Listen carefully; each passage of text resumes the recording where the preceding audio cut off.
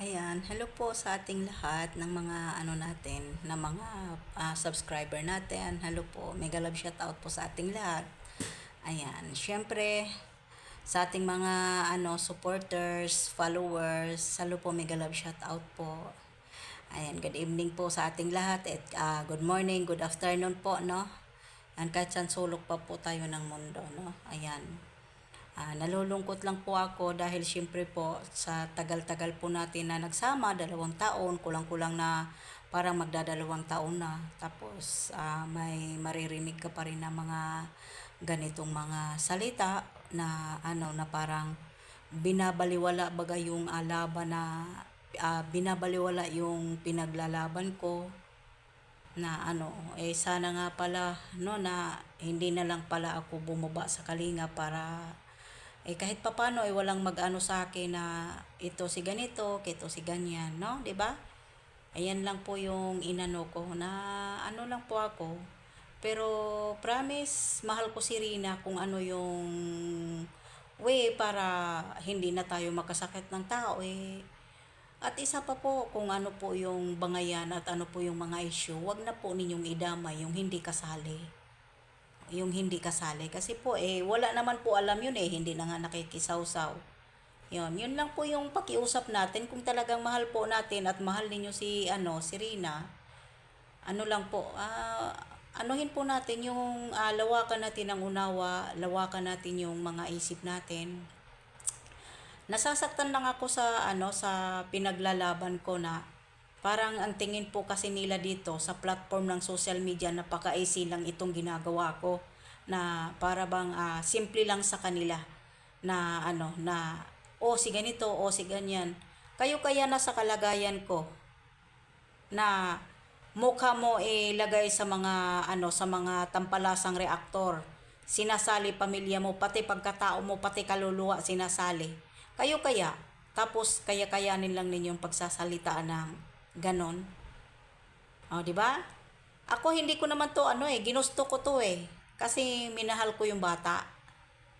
No, minahal ko yung bata talaga. Minahal ko ng sobra. Yan. Pero yung pagmumukha ko, yung sa platform pala ng social media, si ganito, si ganyan, binababoy, binabastos tayo, tapos yung mga mukha natin, ginagawang pangit, ginagawang ano-ano, bla bla bla bla pa ba dyan, kung ano pa man po. Parang baliwala pala ito sa mga tao na nang akala mo ay totoo, nang akala mo ay nagmamahal kay Rina, ganon. Yun pala makakarinig ka pala ng hindi magandang salita at sana po ay magpakatotoo na po tayo. No, ako sa totoo lang hindi ako plastic na tao na nagkunwari dahil nakita po ninyo kung paano ko lumaban, paano ako nagdepend, papaano ko pinagtatanggol si Rina na noon pa naman. Magdadalawang taon na, Idrin pa lang, nandito na po ako sa community ni Rina. Admin pa lang ako ni Kunyang dati. Tinanggal ako ni Kunyang dahil ayaw ko sumunod sa kanya. Ayaw ko kasi ayaw ko kasi yung mga plastic na tao na parang akala mo sila yung sundin kahit mali naman. Ayaw ko yung ganon. Diba? Ayaw ko makikisawsaw sa mga isyo. Kaya nga hindi ako sumabay at hindi ako na sumama kay nala ni Kunyang at ni Mayura. Nandito ako sa totoo. Pero kayo din pala ay hindi totoo sa akin.